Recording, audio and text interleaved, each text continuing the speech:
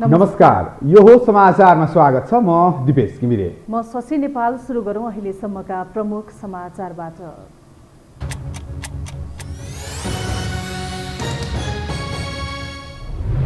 देशका सबै पार्टी मिले पनि एमालेसँग लड्न नसक्ने अध्यक्ष ओलीको दाबी। दोस्रो पुस्ताका नेतालाई नयाँ पार्टीमा आउन नेपालको आह्वान। ओलीले कुप्रचार गरेको आरोप। समाजवादी क्रान्तिको नेतृत्व युवाहरूले गर्नुपर्ने प्रचण्डको भनाई। ओलीबाट प्रतिगमनको खतरा कायमै रहेको जिकिर। सत्ता गठबन्धन निर्वाचनसम्म कायम रहने दाबी। क्रियाशील सदस्य विवाद समाधानबारे देउबा र पौडेलबीच सहमति। तोकिएकै मितिमा महाधिवेशन हुनेमा कार्यकर्ता विश्वस्त। उम्मेदवारी घोषणाको तयारीमा नेताहरू। पछिल्लो 24 घण्टामा 1857 जनामा कोरोना संक्रमण पुष्टि। थप 27 जनाको मृत्यु। संक्रमित मध्ये 80% डेल्टा भेरिएन्ट पुष्टि। र अफगानिस्तानमा आइएसआईएसलाई लक्षित गरी अमेरिकी सेनाद्वारा हवाई आक्रमण। काबुल विमानस्थलमा बम विस्फोट गराउने मुख्य योजनाकार मारिएको दावी।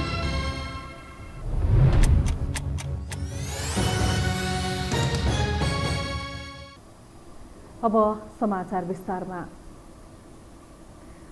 प्रमुख प्रतिपक्षी दल नेकपा एमालेका अध्यक्ष केपी शर्मा ओलीले आगामी निर्वाचनमा आफ्नो पार्टीसँग एक्लै लड्ने आँट कसैले पनि गर्न नसक्ने दावी गर्नुभएको छ। अध्यक्ष ओलीले एक्लै लड्ने आँट नभएपछि सत्तारूढ गठबन्धन चुनावी तालमेल गरेर जाने तयारी गर्न बाध्य भएको तर्क समेत गर्नुभयो। आज नेकपा एमालेले ललितपुरमा आयोजना गरेको एक कार्यक्रममा उहाँले एमालेसँग एक्लै चुनाव लड्न कुनै पनि राजनीतिक दलहरूले नसक्ने कुरा सबैलाई थाहा भएको दावी समेत गर्नुभयो। एमालेसँग एक्लै लडिन्न सकिन्न भन्ने कुरा सबैलाई थाहा छ। सबैलाई थाहा छ एमालेसँग एक्लै कसैले नचिताए हुन्छ, लड्न सक्दैन कोही। सबैलाई थाहा छ। त्यसकारण मिलाउने अरे, मिलेर लड्ने अरे। एक दर्जनका 10वटा पार्टी मिल्यो भने कति हुन्छ? 10 दर्जन नै त भयो होला नि, होइन र? एक दर्जन मान्छे भएका 10वटा पार्टी मिल्दा अनि 10 दर्जनले 10 दर्जन भने 120 होइन, 120 जनाको मोर्चा कसेर एमालेसँग लड्ने। अध्यक्ष ओलीले माधव नेपाल लगायतका केही मान्छे पार्टीबाट चोइटिएर गए पनि चिन्ता गर्नुपर्ने अवस्था नरहेको पनि दोहोर्याउनु भयो। उहाँले जनादेशबाट नभई विभिन्न जालझेल गरेर आफूहरूलाई सत्ताबाट हटाएको उल्लेख गर्दै आगामी निर्वाचनमा त्यसको जवाफ दिने गरी तयारी गर्न पनि पार्टीका नेता कार्यकर्तालाई निर्देशन दिनुभयो।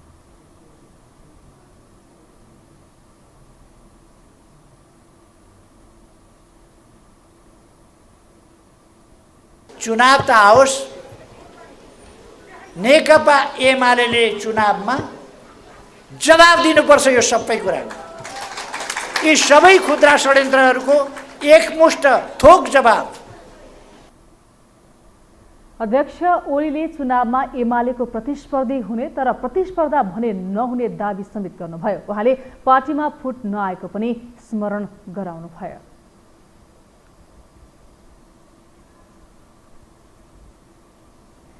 नवगठित नेकपा एकीकृत समाजवादी पार्टीका अध्यक्ष माधव कुमार नेपालले आफ्ना साथ छाडेका एमालेका दोस्रो पुस्ताका नेताहरूलाई पार्टीमा आउन आह्वान गर्नुभएको छ। अध्यक्ष नेपालले पार्टी विभाजनपछि आफूहरूलाई साथ नदिएका एमालेका दोस्रो पुस्ताका नेताहरू पार्टीमा आए नेतृत्व छाड्न तयार रहेको घोषणा समेत गर्नुभयो। आफ्नो पार्टी निकट पेशागत महासंघ नेपाल बागमती प्रदेश समितिले शनिबार ललितपुरमा आयोजना गरेको एक कार्यक्रममा बोल्दै उहाँले आफूले पदका लागि कहिले पनि लडाईँ नगरेको पटक पटक दोहोर्याउनु भयो।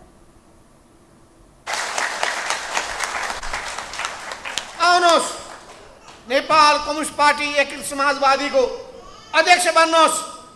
म सिधै राजनीतिबाट कमसेकम अध्यक्ष पदबाट अहिले भनिहाल्छु, अनि केही वर्षपछि राजनीतिबाट पनि बिदा भइहाल्छु। भएन? पदको लडाईँ होइन, यो विचारको लडाईँ हो, यो सिद्धान्तको लडाईँ हो, यो मूल्य र मान्यताको लडाईँ हो, यो कम्युनिस्ट चरित्र र आचरणको लडाईँ हो, यो कम्युनिस्ट पार्टीलाई कम्युनिस्ट पार्टीको रूपमा अगाडि बढाउने कि नबढाउने। अध्यक्ष नेपालले केपी ओली प्रतिगामी कदम सच्याउन तयार नभएपछि नयाँ पार्टी पुनर्गठन गर्नु परेको तर्क समेत गर्नुभयो। उहाँले आफू विरुद्ध ओलीले कुप्रचार गरेको भन्दै आक्रोश समेत व्यक्त गर्नुभयो। आफू विरुद्ध कुप्रचार भइरहेको भन्दै अध्यक्ष नेपालले त्यस्ता झुट प्रचारको भ्रममा नपर्न पनि पार्टीका नेता कार्यकर्ताहरूलाई सचेत गराउनुभयो। पार्टी विभाजन गरेर फरक फरक पार्टीको अध्यक्ष बनेका केपी शर्मा ओली र माधव कुमार नेपाल अझै आरोप प्रत्यारोपमा छन्। दुवैले विभाजनको दोष एक अर्कामाथि लगाएर आफू बस्ने दाउमा छन्। एक रिपोर्ट। दुई व्यक्तिले चलाएको शक्ति सङ्घर्षकै कारण नेकपा एमाले विभाजन गरेर फरक पार्टीको अध्यक्ष बन्न सफल भएका माधव कुमार नेपाल र एमाले अध्यक्ष केपी शर्मा ओली अब दुई उद्देश्य सहित दुईतिर छन्। तर विभाजनपछि पनि एकअर्कामाथि प्रकट गर्ने उनीहरूका रोष एकैतिर केन्द्रित छन्। शनिबार एमाले अध्यक्ष ओलीले आफू एकताका लागि भर मगदुर प्रयास गरेर लागे पनि विभाजन गर्नै पर्ने कसम खाएका माधव कुमार नेपालका कारण एमाले एक हुन नसकेको आरोप लगाए। तर उनले माधव नेपालको विभाजनलाई एक दुई पात खस्दैमा रुखलाई असर नपर्ने भन्दै पीर मान्नुपर्ने अवस्था नभएको दावी गरे। कति गर्दाखेरि पनि पार लागेन। मैले 20औं पल्ट फोन गरेँ, 8 पल्ट जहाँ जहाँ भन्यो त्यही गएर दाएर भेटेँ, सम्झाएँ। धरो धर्म मान्दैन भन्छ, के गर्नु? ऊ अर्कै बाटो समातिसकेको छ, सम्झाउँदा मान्दैन। नराम्रो कुरा हो, तर भइसक्यो।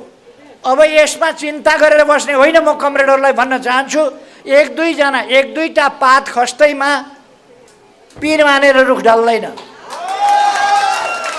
एक दुईटा पात पहेँलिएर झर्छन्, रुखले पीर मानेर बस्छ र अर्को टुसो हाल्छ। एमालेबाट विभाजित भएर नेकपा एकीकृत समाजवादी बनाएका नेपालले देशलाई अप्ठ्यारोमा पार्ने गरी विदेशीको दलाली गरेर एमाले विभाजन गरेको निष्कर्ष ओलीको छ। तर यसलाई खण्डन गरेका नेपालले ओलीलाई सुध्रिन आग्रह गर्दै एमाले क्रान्तिकारी पार्टी नरहेकाले नयाँ पार्टी खोलेको र मध्यमार्गी बनेर नबस्न नेता कार्यकर्तालाई आग्रह गरे। उनले अर्को पार्टी बनाउन दबाब दिएका नेताहरूले बोली फेरेको देख्दा अचम्म लागेको समेत बताए। केपी ओली सुध्रिने कुनै लक्षण छैन, सुध्रिएर राम्रो बाटोमा सही बाटोमा आउने लक्षण देखिएन। त्यसो हुनाले हामी बाध्य भयौँ नयाँ एउटा पार्टी निर्माणको अभियानमा। दोस्रो पुस्तालाई सुम्पिने हो भने आउनुहोस्, दोस्रो पुस्तालाई नेतृत्व प्रदान गर्न म अहिले पनि तयार छु। आउनुहोस्, नेपाल कम्युनिस्ट पार्टी एकीकृत समाजवादीको अध्यक्ष बन्नुहोस्। भदौ 8मा मात्रै 10 बुँदे सहमति कार्यान्वयन गर्न ओली तयार भएपछि लामो समय माधव नेपाल समूहमा रहेका स्थायी कमिटीका 10 जना एमालेमा बस्दा एकीकृत समाजवादीलाई चुनौती थपिएको छ। एमालेमा दोस्रो तह भनेर चिनिने र भावी नेतृत्वकै रूपमा हेरिएका नेताहरू एकीकृत समाजवादीमा गएका छैनन्, जसले ओलीलाई समेत राहत मिलेको छ। आगामी मङ्सिरमा महाधिवेशन गर्ने तय गरेको एमालेमा अध्यक्ष पदमा ओलीलाई चुनौती दिने प्रतिस्पर्धी पनि अभाव देखिएको छ। यता एमालेबाट विभाजित बनेको माधव नेपालको पार्टी सरकारमा सामेल हुँदैछ।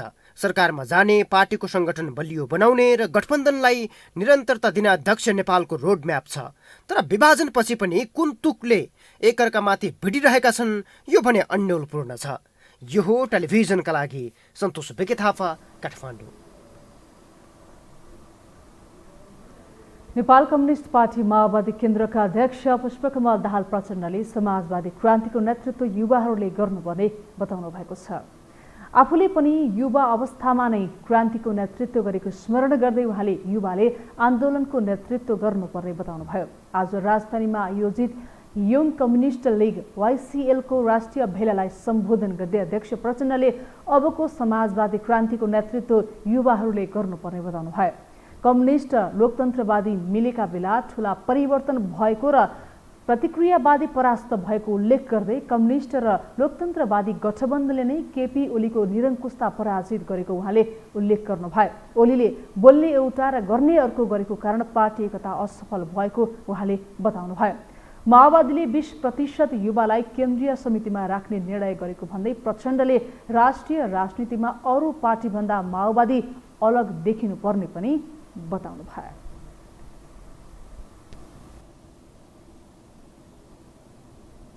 अब बाँकी समाचार। प्रधानमन्त्री शेरबहादुर देउवा र माओवादी केन्द्रका अध्यक्ष पुष्पकमल दाहाल प्रचण्ड बीच भेटवार्ता भएको छ। सत्ता गठबन्धन दलहरूको रणनीति र मन्त्री परिषद विस्तारका विषयमा छलफल भएको बालुवाटार स्रोतले जनाएको छ। देउवालाई भेट्न प्रचण्ड शनिबार बिहान प्रधानमन्त्रीको सरकारी निवास बालुवाटार पुग्नु भएको हो। सरकारलाई यथाशीघ्र पूर्णता दिने विषयमा छलफल भएको प्रचण्डको सचिवालयले जनाएको छ। नेपाली कांग्रेसका वरिष्ठ नेता रामचन्द्र पौडेल पक्षले पार्टीको महाधिवेशनमा सम्पूर्ण ध्यान केन्द्रित गर्ने निर्णय गरेको छ। आज साक्षीबारी स्थित नेता प्रकाशमान सिंहको निवासमा बसेको पौडेल पक्षका नेताहरूको बैठकले पार्टीको महाधिवेशन तोकिएकै मितिमा सम्पन्न हुने गरी केन्द्रित भएर लाग्ने निर्णय गरेको हो। महाधिवेशनमा एकजुट भएर लाग्नका लागि सिंहको पार्टी पंक्तिलाई एक औपचारिक कार्यक्रम गरी आह्वान गर्ने निर्णय पनि गरिएको नेता सिंहले जानकारी दिनुभयो। पार्टी सभापति शेरबहादुर देउवासँग वरिष्ठ नेता पौडेलले शुक्रबार गरेको भेटपछि पौडेल पक्षले महाधिवेशनको वातावरण बनेको निष्कर्ष निकाल्दै त्यसका लागि सिंहको पार्टी पंक्तिलाई एकजुट भएर अघि बढ्न आह्वान गर्ने निष्कर्षमा पुगेको हो। हिजोको हाम्रो जुन पार्टी सभापति ज्यूसँग जुन बैठक भयो त्यो बैठकबाट अब उहाँहरूले भनेको के हो भन्दाखेरि यो महाधिवेशन हुनुभन्दा अगाडि जिल्लाहरूको यो जुन क्रियाशील सदस्यता त्यो सार्वजनिकीकरण हुनु पर्यो भन्ने जुन छ अब त्यो त अब खास गरेर हिजो रातिसम्ममा अब 47-48 जिल्लाको त सार्वजनिकीकरण पनि भइसकेको छ र बाँकी जिल्लाको फेरि यो जुन छानबिन समितिले गर्ने बाँकी काम यो 1-2 दिनभित्र गरेर त्यो पनि सार्वजनिकीकरण गरेर यो भनौँ न अब एकै दिनमा यो 6743 वडाको यो अधिवेशन सुरु गर्ने भन्ने कुरामा गइरहेको छ। पौडेल पक्षले 2 दिनभित्र क्रियाशील सदस्यहरूको बाँकी विवाद टुङ्गो लगाएर वडा अधिवेशन यही भदौ 18 गतेबाट प्रारम्भ गर्न पार्टी सभापति देउवालाई दबाब दिएको छ। क्रियाशील सदस्यताको विवादको उल्झनमा परेको नेपाली कांग्रेसको 14औं महाधिवेशनमा नेतृत्वलाई लिएर समेत रस्साकस्सी जारी छ। एजेन्डा सहित केही सार्वजनिक नभए पनि शुक्रबार उपसभापति विमलेन्द्र निधि सम्पर्क कार्यालय नै स्थापना गरेर अघि बढेपछि अरूमा समेत दबाब परेको छ। एक रिपोर्ट। केही दिन अघि मात्रै प्रधानमन्त्री समेत रहेका पार्टी सभापति शेरबहादुर देउवालाई भेटेर कांग्रेस उपसभापति विमलेन्द्र निधिले भनेका थिए सम्पर्क कार्यालय खोल्दैछु, उद्घाटन गर्न आइदिनु पर्यो। बालुवाटार पुगेर निधिले गरेको आग्रहलाई सभापति देउवाले आफ्नो समर्थन नभएको भन्दै अस्वीकार गरिदिए। तर निधि रोकिएनन्। देउवाको उपस्थिति बिनै शुक्रबार धुमधामका साथ सम्पर्क कार्यालय उद्घाटन गरे। नयाँ बानेश्वरमा खोलिएको सम्पर्क कार्यालयमा निधिले भारतीय प्रधानमन्त्री नरेन्द्र मोदीकै शैली अपनाएका छन्। जानकी मन्दिरका महन्त तपेश्वर महाराजदेखि पशुपतिनाथ मन्दिरका पुजारी प्रतिनिधि भण्डारीसम्मलाई बोलाएर निधिले कार्यालय उद्घाटन मात्रै गरेनन्, सभापतिको उम्मेदवारी समेत घोषणा गरे। धुमधामको धार्मिक शैली अपनाएर निधिले गरेको उम्मेदवारी घोषणालाई कतिपयले हिन्दू जनमतलाई आकर्षित गर्न र भारतको सत्तारूढ दल भाजपालाई रिझाउन निकै मेहनत गरेको अर्थमा बुझिरहेका छन्। किनकि 3 दिन अघि मात्रै निधिले भाजपाका विदेश विभाग प्रमुख विजय चौथैवालेसँग काठमाडौँमा भेट गरेका थिए। शुक्रबार निधिले सम्पर्क कार्यालय उद्घाटन गर्दै आफू कांग्रेसलाई आगामी निर्वाचनमा जिताउन सभापति नभई नहुने दाबी समेत गरे। मेरो सम्पूर्ण ध्यान नेपाली कांग्रेसको सभापति हुने कुराको लागि मेरो उद्देश्य भनेको आगामी आम चुनावमा नेपाली कांग्रेसको रुखछापलाई देशभरिमा बहुमत प्राप्त गराउनको लागि सम्पूर्ण आफ्नो बुद्धि विवेक र संगठनलाई एकताबद्ध बनाएर सबैलाई समेटेर आफ्नो भूमिका प्रस्तुत गर्नु नै मेरो सभापतिको उम्मेदवारीको उद्देश्य हो। आसन्न 14औं महाधिवेशनमा संस्थापन पक्षमै रहेका निधिले सभापति देउबा विरुद्धै उम्मेदवारी घोषणा गरेपछि अब उनीहरू बीचको सहकार्य पनि टुटेको छ। निधिको अडानलाई देउबातिरका नेताहरूले भने घुर्की र बार्गेनिङका अर्थमा बुझ्दै आएका थिए। महाधिवेशनको मुक्ति र दुई नेता मिल्ने उनीहरूको विश्वास पनि थियो। तर 13औं महाधिवेशनबाटै देउबाको आश्वासन मात्र पाएका निधिले अब नछोड्ने तय नै गरेका छन्। होइन, उहाँले 13औं महाधिवेशन लड्दाखेरि पनि मेरो अन्तिम पटक भन्नुहुन्थ्यो, अस्ति पनि मैले अन्तिम पटक हो, अहिले पनि अन्तिम पटक भन्नुहुन्छ। अब उहाँले शेरबहादुरजी भन्ने नेता हुनुहुन्छ, प्रधानमन्त्री हुन्छ, पार्टीको सभापति हुन्छ, उहाँको पनि चाहना छ। म चाहिँ उहाँले मलाई समर्थन गर्नुहोस् भनेर अहिलेसम्म मेरो इच्छा हो, चाहना हो। तर अब उहाँले गर्नु भएन भने पनि म त लड्छु नि त, मैले भनिसकेँ उहाँलाई। सभापति देउबाले फेरि उम्मेदवारी घोषणा गरेको र संस्थापन इतर पक्षमा समेत सभापतिका आकांक्षी धेरै भएकाले निधिलाई थुप्रै चुनौती छन्। तर पछिल्लो तामझामले भने उनी हिन्दू राष्ट्रको पक्षमा उभिएर चुनाव जित्न खोजेको स्पष्ट हुन्छ। यसअघि हिन्दू राष्ट्रको वकालत गर्दै आएका महामन्त्री शशाङ्क कोइराला समेत सभापतिको बलियो उम्मेद्वार हुन्। तर संस्थापन इतर पक्षबाटै वरिष्ठ नेता रामचन्द्र पौडेल सहितका धेरै नेता आकांक्षी भएकाले चुनाव जित्न सहज छैन। यी नेताहरूले धर्मको विषयलाई उठाएर चुनाव जित्ने सम्भावना आँकिरहेका बेला सभापतिकै अन्य आकांक्षीहरूले भने धर्मको नाराले चुनाव जित्न नसकिने दावी गर्छन्। आफ्नो एजेन्डा राख्न पाउँछन् नि, त्यसलाई कसले निषेध? डेमोक्रेसीले केहीलाई निषेध गर्दैन। डेमोक्रेसीले निषेध गर्ने एउटै मात्रै कुरा छ, त्यो हिंसालाई निषेध गर्नुपर्छ। त्यो अर्काको विचारलाई प्रतिबन्ध लगाउने कुरामा निषेध गर्छ डेमोक्रेसीले, होइन? ती सबै साथीहरू विगतको महाधिवेशनमा कोही शेरबहादुरजीपट्टि हुनुहुन्थ्यो, कोही रामचन्द्रजीको टिममा हुनुहुन्थ्यो, होइन? कसैले शेरबहादुरजीको टिममा रहेर जितेर पुग्नुभयो, जस्तो निधिजीको नाम लिने भयो, शेरबहादुरजीबाट सभापति बन्नुभएको हो पछिबाट, होइन? पहिले सदस्य हुनु, पछि मनोनयनको रूपमा कार्यसमितिबाट चयन गराउनु भयो उहाँले, होइन? सभापति देउबा र वरिष्ठ नेता रामचन्द्र पौडेलले शुक्रबार मात्रै मोटामोटी सहमति गरेर क्रियाशील सदस्यताको विवादलाई मत्तर बनाउने काम गरेका छन्। तर महाधिवेशनमा नेतृत्वलाई लिएर थप सरगर्मी चढेको छ। अब सभापति देउबाबाट नेतृत्व खोज्न चाहनेहरू अघि बढेका छन्। तर आकांक्षी धेरै हुँदा देउबालाई राहत पनि छ। शेरबहादुर नै हो, फर्स्ट राउन्डमा जित्दैन नै। सेकेन्ड राउन्डमा अब उतातिर एन्टी देउपा फ्याक्सनहरूले एउटै मात्र उम्मेदवार चाहिँ उठाउन सकिए मात्र हो, तर त्यो पनि सम्भावना देखिरहेछ। नेपाली कांग्रेसमा सभापतिका आकांक्षी मात्रै करिब 10 जना छन्। औपचारिक अनौपचारिक छलफलमा नेतृत्वका लागि अघि बढे पनि एजेन्डा सहित सार्वजनिक हुनेहरू छैनन्। तर अब धार्मिक मलजलकै आधारमा चुनाव जित्ने विश्वास सहित निधि बाहिरिएपछि अन्यमा समेत त्यसले दबाव सिर्जना गरेको छ। यो हो टेलिभिजनका लागि क्यामेरामा निशान तामाङका साथमा सन्तोष बेके थापा, काठमाडौँ। नेपाली कांग्रेसको आन्तरिक विवादका कारण आगामी मङ्सिरमा हुने महाधिवेशन हुने आशंका कायमै थियो। तर पार्टीभित्रका विवाद समाधानका लागि पार्टी सभापति देउवा र वरिष्ठ नेता पौडेल बीच सहमति भएसँगै आगामी महाधिवेशन तोकिएकै समयमा सुरु हुने आशा नेता कार्यकर्तामा पलाएको छ। एक रिपोर्ट। नेपाली कांग्रेसको आगामी महाधिवेशन मङ्सिर 9 गतेदेखि 13 गतेसम्म हुँदैछ। भाद्र 18 गते ओडा अधिवेशन गर्नुपर्ने कार्यतालिका छ। तर पार्टी नेतृत्व बीचको मतभिन्नताका कारण महाधिवेशन फेरि सर्ने त होइन भन्ने आशंकाका बीच शीर्ष नेताहरू बीचको सहमतिले तोकिएकै मितिमा महाधिवेशन हुने आशा पलाएको छ।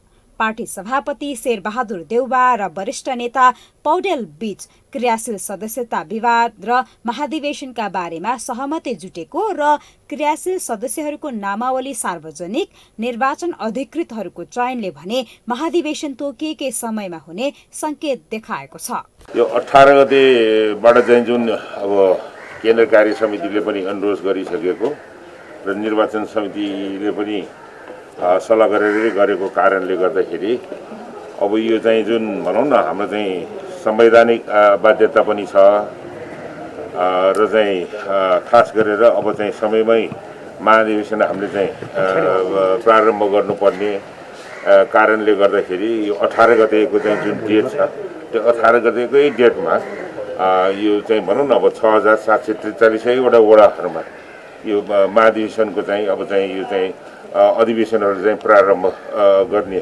भएको छ। जिल्ला सभापतिहरूले उठाएका कतिपय मागहरूको सम्बोधन हुन थालेका छन्। विभिन्न जिल्लाका क्रियाशील सदस्यताको नामावली सार्वजनिक गर्ने काम सुरु भइसकेको छ। सभापतिहरूले जसरी पनि तोकिएकै समयमा अधिवेशन गर्न आफूहरू तयार रहेको बताउँदै आएका छन्। यद्यपि आफूहरूले उठाएको मागहरू सहमति मात्र भएर कार्यान्वयन नभएमा अधिवेशन छोडेर पुनः कडा संघर्षमा नै फर्कने र महाधिवेशन पछि धकेलिए नेतृत्व आफै जिम्मेवार हुने सभापतिहरूको भनाइ छ। हामी 18 गते सबै 77 जिल्लाका सबै वडामा एकै दिन अधिवेशन हुनुपर्छ भन्ने हाम्रो मान्यता हो। त्यसका लागि अधिवेशन गराउन हामी जिल्ला सभापतिहरू तयार छौँ। हामीले जिल्ला सभापतिहरूले चाहँदा हाम्रो जिल्लाको अधिवेशन हामी सम्पन्न गर्न सम्पूर्ण रूपमा तयार छौँ। तर त्यसको आधारभूत कुरा के हो भने नेपाली काङ्ग्रेसको क्रियाशील सदस्यता मतदाता हुन्। मतदाता फेयर एन्ड फाइन हुनु पर्यो। फेयर एन्ड फाइन नभइकन अधिवेशन गराउन सकिँदैन। त्यो नेतृत्वले बुझ्नुपर्छ। महाधिवेशन तोकिएकै समयमा हुने तर्क गरे पनि हालसम्म 38 जिल्लामा मात्र निर्वाचन प्रतिनिधि तोकेका छन्। अन्य जिल्लामा अझै टुङ्गो लगाउन सकेको छैन। अधिकांश जिल्लाहरूमा अझै पनि क्रियाशील सदस्यता विवाद कायम छ। कतिपय जिल्लामा जिल्ला सभापतिहरूकै नाम क्रियाशील सदस्यताबाट हटाएको प्रति चरम विरोध भइरहेको छ। पार्टीको वैधानिकता जोगाउन पनि जारी विवाद समाधान गरेर तोकिएको मितिमा महाधिवेशन गर्नुपर्ने बाध्यतामा नेपाली काङ्ग्रेस रहेको छ।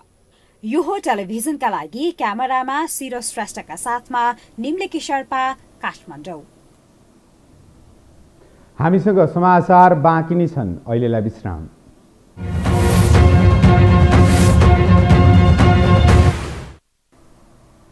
विश्रामपछि स्वागत छ। अब बाँकी समाचार। पछिल्लो 24 घण्टामा थप 1857 जनामा कोरोना संक्रमण पुष्टि भएको छ। स्वास्थ्य तथा जनसङ्ख्या मन्त्रालयका अनुसार पीसीआर विधिबाट 1516 र एन्टिजेन विधिबाट 341 जनामा संक्रमण पुष्टि भएको हो। यस्तै आज थप 2222 जना कोरोना संक्रमण मुक्त भएका छन्। त्यस्तै संक्रमणबाट थप 27 जनाको मृत्यु भएको छ। यससँगै नेपालमा कोरोनाबाट ज्यान गुमाउनेको कुल संख्या 10,663 पुगेको छ।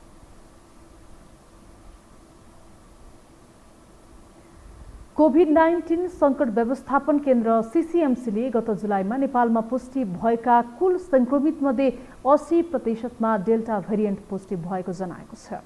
सीसीएमसीले जारी गरेको सूचनामा डेल्टा संक्रमण पुष्टि भएका मध्ये 97%ले खोप नलगाएको पाइएको समेत उल्लेख छ। साथै अन्य उमेर समूहमा भन्दा युवामा डेल्टा संक्रमण चाँडो हुने देखिएको छ। विश्व स्वास्थ्य संगठन WHOले डेल्टालाई भेरिएन्ट संक्रामक भाइरसको सूचीमा राखेको छ। यो भेरिएन्टबाट बढी वयस्कहरू जोखिममा रहेको देखिएको छ।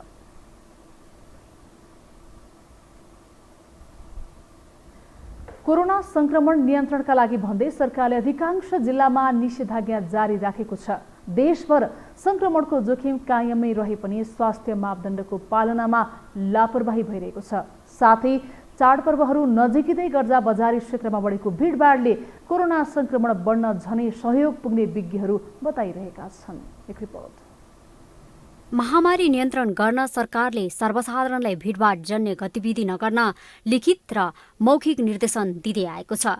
तर सरकार नै संक्रमणको जोखिम बढाउने गतिविधिमा भने लागि परिरहेको छ। प्रधानमन्त्री, मन्त्री र सत्तापक्षकै व्यक्तिहरू संक्रामक रोग ऐन 2020 को पालनामा व्यवस्था गर्दै आफ्नै पार्टी कार्यालयमा धरना र अनसनमा बसिरहेका छन्। प्रशासनले निषेधाज्ञा कायम रहेको बताए पनि सार्वजनिक स्थानमा भने त्यसको कुनै छनक देखिँदैन।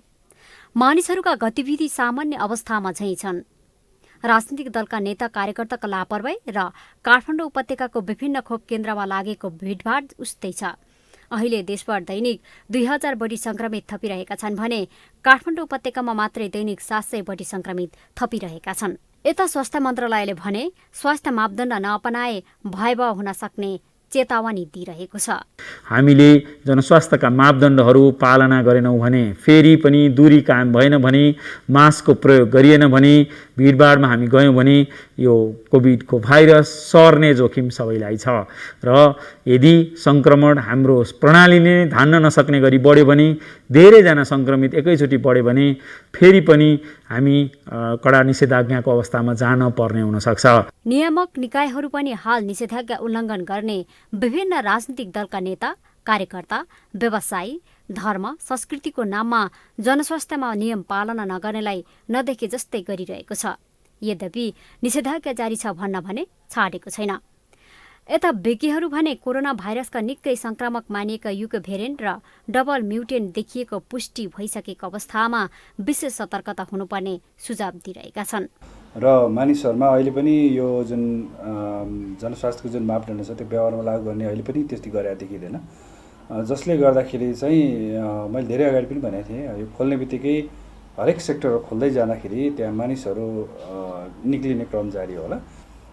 यही भेरिएन्ट निरन्तरता पायो भने चाहिँ अब यदि के गरी धेरै मान्छे सङ्क्रमित हुन बाँकी रहेछन् भने ती व्यक्तिहरू चाहिँ सङ्क्रमित हुन क्रम चाहिँ जारी रहन्छ, जसले गर्दाखेरि चाहिँ अब सङ्ख्या त निरन्तरता पाउने नै भयो र मान्छे अलिकति बढ्ने बित्तिकै सङ्ख्यात्मक हिसाबले चाहिँ बढ्न सक्छ। कतिपय विज्ञहरू भने यो भाइरस लामो समयसम्म रहने बताउँछन्। अहिले नेपालमा पत्ता लागेको डेल्टा भाइरस, अल्फा भेरिएन्ट र कप्पा भेरिएन्ट हो। यस्ता धेरै भेरिएन्ट आउन सक्ने स्वास्थ्य विज्ञहरू बताउँछन्।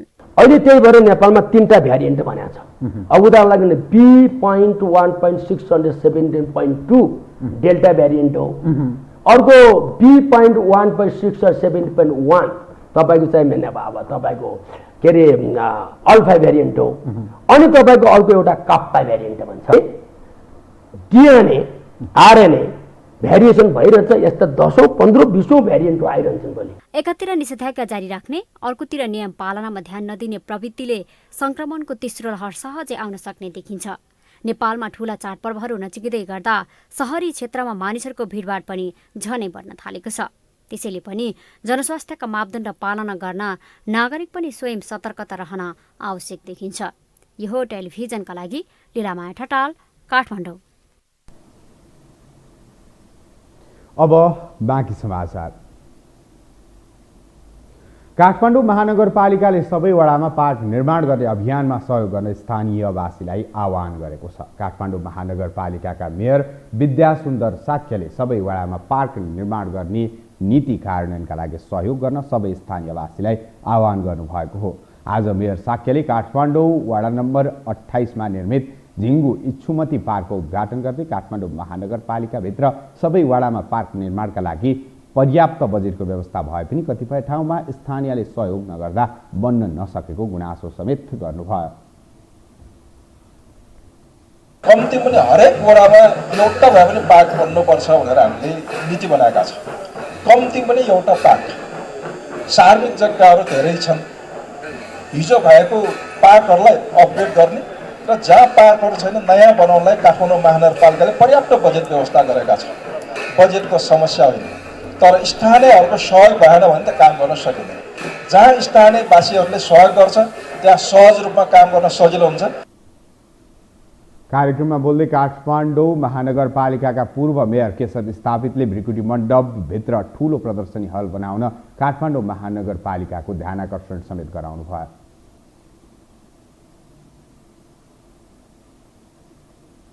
जति करोड उठ्यो त्यसमा चाहिँ 5 करोड थपेर दिने, अनि चाहिँ उसले सुने गरिरहेको हामीले अनि प्रदर्शनी मार्यो भने भृकुटी मण्डप भनेपछि चाहिँ यो उपत्यकाको चाहिँ प्रदर्शनीको केन्द्र बनाउने अहिले भन्ने क्या त्यो नचाहिने कुरासँग चाहिँ फेरि त्यो खुट्टा बाँध्ने काम गर्नु हुँदैन। बागमती प्रदेश सरकारको 1,38,00,000 सहयोगमा निर्माण गरिएको इच्छुमती करिडोर र 37,70,000 लागतमा निर्माण भएको इच्छुमती पार्कको आज उद्घाटन गरिएको हो।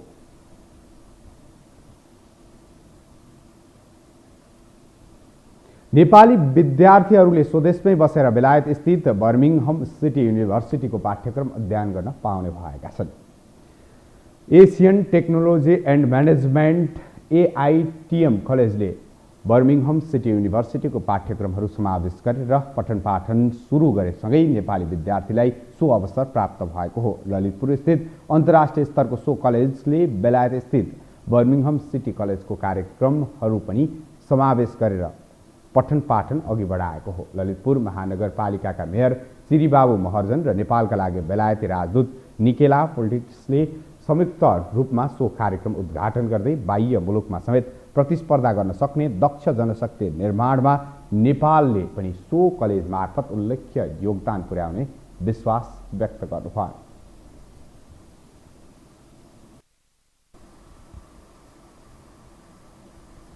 अब पालो आर्थिक समाचारको।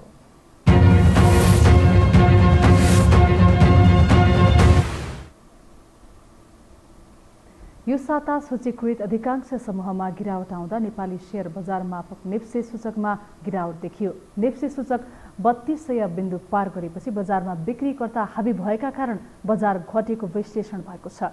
बजारले नयाँ रेकर्ड कायम गरेको बेला मनोवैज्ञानिक हिसाबले समेत केही दिन विक्रेता हाबी हुने हुँदा आत्तिने अवस्था नरहेको विश्लेषण गरिएको छ। एक रिपोर्ट। जलविद्युत कम्पनीमा उतार चढाव आउँदा नेपाली शेयर बजार यो साता अस्थिर रह्यो। 3 दिन खुलेको बजारमा नेप्से सूचक करिब 3% घट्न पुगेको छ।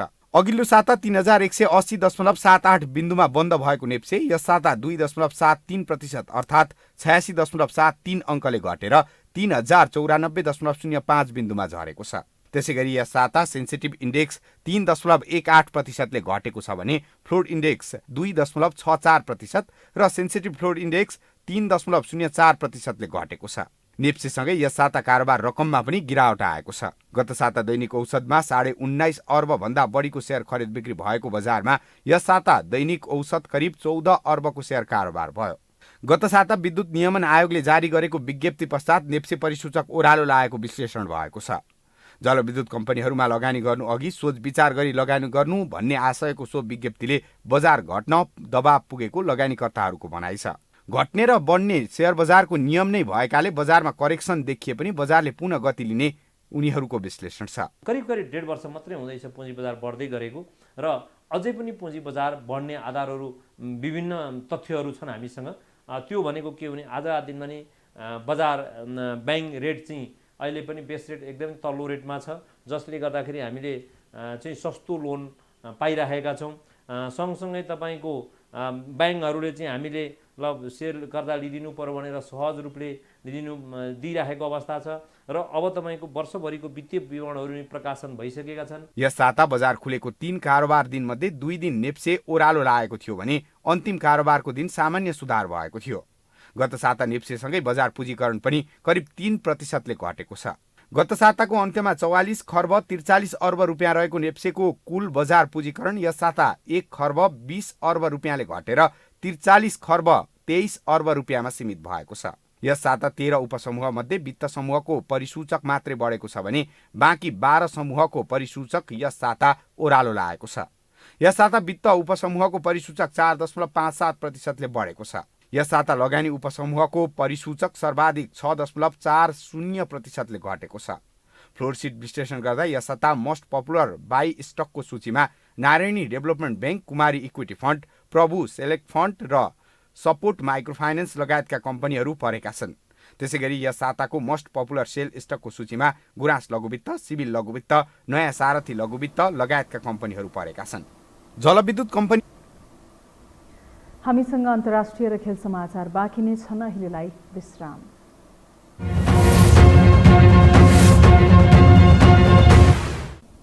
विश्रामपछि स्वागत छ। अब पालो अन्तर्राष्ट्रिय समाचारको।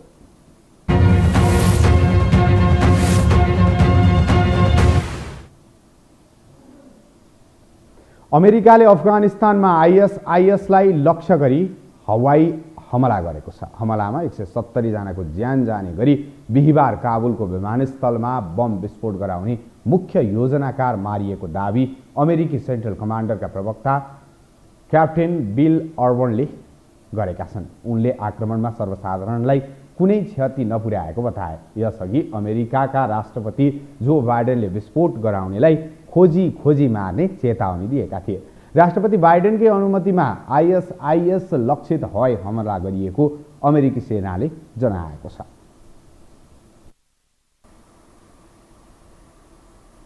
अब पालो खेल समाचारको।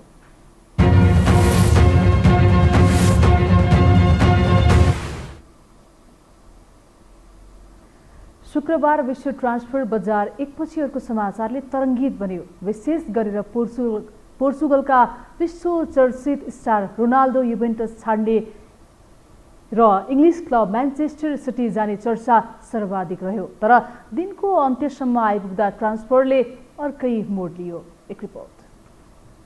एउटा कुनै परिवारको एक सदस्य घर छाडेर गइसकेपछि पुनः घरमा आउँछ भने त्यो घरको सदस्य कति खुसी हुन्छ होला सोचौं त। हो त्यस्तै खुसी भएका छन् इङ्ग्लिस प्रिमियर लिगको म्यान्चेस्टर युनाइटेडका प्रशंसकहरू। कारण हो क्रिस्टियानो रोनाल्डो। पोर्चुगलको मात्रै नभई विश्वभरका करोडौं व्यक्तिले मन पराएका क्रिस्टियानो रोनाल्डो म्यान्चेस्टर सहरमा पुनरागमन गर्दैछन्। क्रिस्टियानो रोनाल्डो एक साधारण नामबाट अहिले रोनाल्डो नामको भारी ओजनसम्म पुर्याएको क्लब म्यान्चेस्टर युनाइटेडमा पुनरागमन गर्ने खबरले क्लबका प्रशंसकहरू लिग जितेको भन्दा बढी खुसी भएका छन्। म्यान्चेस्टर सहरमा फुटबल प्रेमीहरूले उत्सवै मनाउन थालेका छन्। रोनाल्डोलाई युनाइटेडले 25 मिलियन युरो ट्रान्सफर फीमा अनुबन्धन गरेको जनाएको छ। युनाइटेडले आफ्नो वेबसाइट मार्फत दुई क्लब बीच पूर्व खेलाडी रोनाल्डोको ट्रान्सफरलाई लिएर सहमति भएको जानकारी गराएको हो। अब रोनाल्डोसँग व्यक्तिगत सम्झौता, स्वास्थ्य परीक्षण र भिसा प्रक्रियापछि रोनाल्डो औपचारिक रूपमा युनाइटेडमा अनुबन्धित हुनेछन्। रोनाल्डो र युनाइटेड बीच व्यक्तिगत सहमतिका लागि पनि छलफल भइसकेको बुझिएको छ। शुक्रबार बिहानदेखि नै रोनाल्डो म्यान्चेस्टर सिटी जाने चर्चा चुलिएको थियो, तर उनी म्यान्चेस्टर सहर जाने त भए तर सिटी नभई युनाइटेड। शुक्रबार केही घण्टामा नै विश्व फुटबललाई नियाल्नेहरूले सोचे भन्दा बिल्कुलै फरक भइदियो। रोनाल्डोका एजेन्ट जोर्गे मेन्डेसका अनुसार युनाइटेडको प्रतिस्पर्धी क्लब म्यान्चेस्टर सिटीसँग कुरा भए पनि त्यो औपचारिक थिएन, मात्रै मौखिक रूपमा कुराकानी भएको थियो। सिटीसँग ट्रान्सफर फीमा कुरा मिल्न नसक्दा रोनाल्डो सिटी जाने सम्भावना सकिएको थियो। युभेन्टसले रोनाल्डोको ट्रान्सफर फी 25 देखि 30 मिलियन युरो राखेको थियो, तर सिटी भने उसलाई फीमा वार्षिक 10 देखि 15 मिलियनसम्म दिने सहमतिमा लान खोजेको खबर बाहिरिएको थियो। यसअघि शुक्रबार नै युनाइटेडका प्रशिक्षक ओले गुनार सोल्सायरले रोनाल्डोको आगमनबारे संकेत दिएका थिए। रोनाल्डो यस क्लबका लेजेन्ड हुन्, उनीसँग हामी सम्पर्कमा नै छौं। ब्रुनोले उनीसँग कुरा गरिसकेका छन् र हामी पनि उनको चाहना बुझ्छौं। उनी यदि युभेन्टस छाड्न चाहन्छन् भने हामी यहाँ छौं भन्ने उनले बुझेका छन्, सोल्सायरले भनेका थिए। युनाइटेडले रोनाल्डोसँग 2 वर्षका लागि सम्झौता गर्न लागेको हो। रोनाल्डो अल्ट्राफोर्डमा फर्किन भने केही समय लाग्नेछ। रोनाल्डोले अब 10 दिन क्वारेन्टाइनमा बिताउनु पर्नेछ। त्यस्तै सेप्टेम्बर 4 देखि इन्टरनेसनल ब्रेक छ। उनी चाँडोमा पनि सेप्टेम्बर 11 मा न्यूक्यासल विरुद्धको खेलमा उपलब्ध हुन सक्नेछन्। रोनाल्डो 13 वर्षपछि युनाइटेडमा पुनरागमन गर्दैछन्। 36 वर्षीय रोनाल्डोले सन् 2003 देखि 2009 सम्म 6 वर्ष अल्ट्राफोर्डमा बिताउँदा 3 पटक प्रिमियर लिग, 1 पटक च्याम्पियन्स लिग, 2 पटक लिग कप र 1 पटक एफए कपको उपाधि जितेका छन्। त्यस्तै फिफा क्लब वर्ल्ड कप तथा कम्युनिटी शिल्ड पनि जितेका छन्। त्यस्तै उनले आफ्नो पहिलो बालिन डियोर अवार्ड पनि युनाइटेडमा हुँदा नै जितेका थिए। रोनाल्डोले सन् 2009 मा रियल मड्रिड जानु पूर्व म्यान्चेस्टर युनाइटेडका लागि 292 खेलमा 118 गोल गरेका थिए। सन् 2018 मा रियल मड्रिडबाट उनी इटालियन क्लब युभेन्टस गएका थिए। उनले युभेन्टसमा 3 सिजन बिताउँदा 134 खेलमा 101 गोल गर्दै 22 गोलको असिस्ट गरेका थिए। युभेन्टससँगको सम्झौता 1 वर्ष बाँकी रहँदै उनी क्लब छाड्ने निर्णयमा पुगेका हुन्। युभेन्टसले यस सिजनको पहिलो खेल उदिनेससँग खेलेको थियो, जसमा प्रशिक्षकले सुरुवाती 11 मा राखेका थिएनन्। त्यस्तै ट्रान्सफर विन्डोमा लियोनल मेसी 21 वर्षसम्म रहेको क्लब बार्सिलोना छाडी फ्रान्सको क्लब पेरिस सेन्ट जर्मन गएका छन्। त्यस्तै रियल मड्रिडका कप्तान सर्जियो रामोस पनि पीएसजीसँग अनुबन्धन भएका छन्। त्यस्तै राफाएल भरान पनि म्यान्चेस्टरसँग आबद्ध भएका छन्। विश्व फुटबललाई नजिकबाट नियालिरहेका फुटबल पण्डितहरू यस ट्रान्सफर विन्डोलाई अहिलेसम्मकै उत्कृष्ट विन्डो भनेका छन्। यो टेलिभिजनका लागि निरज कोइरालाको रिपोर्ट। खेल समाचारसँगै हामी यो समाचारको अन्त्यमा आइपुगेका छौं। बिदा हुनु अघि प्रमुख समाचार पुनः एकपटक।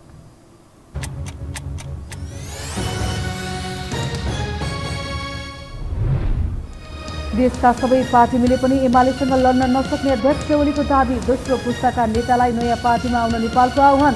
ओलीले कुप्रचार गरेको आरोप।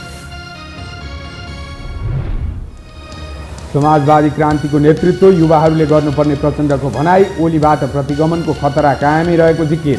सत्ता गठबन्धन निर्वाचनसम्म कायम रहने दाबी। क्रियाशील सदस्य विवाद समाधानबारे देउबा र पौडेल बीच सहमति। तोकिएकै मितिमा महाधिवेशन हुनेमा कार्यकर्ता विश्वस्त। उम्मेदवारी घोषणाको तयारीमा नेताहरू। पछिल्लो 24 घण्टामा 1857 जनामा कोरोना संक्रमण पुष्टि। थप 27 जनाको मृत्यु। संक्रमित मध्ये 80% डेल्टा भेरिएन्ट पुष्टि। र अफगानिस्तानमा आइएसआईएसलाई लक्षित गरी अमेरिकी सेनाद्वारा हवाई आक्रमण। काबुल विमानस्थलमा बम विस्फोट गराउने मुख्य योजनाकार मारिएको दावी।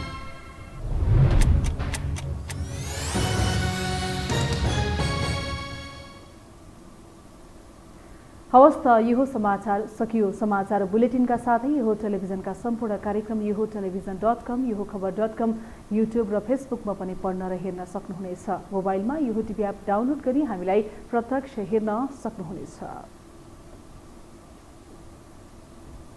तथ्यसहितको निष्पक्ष समाचारका लागि यो टेलिभिजन हेर्दै गर्नुहोला। नमस्कार।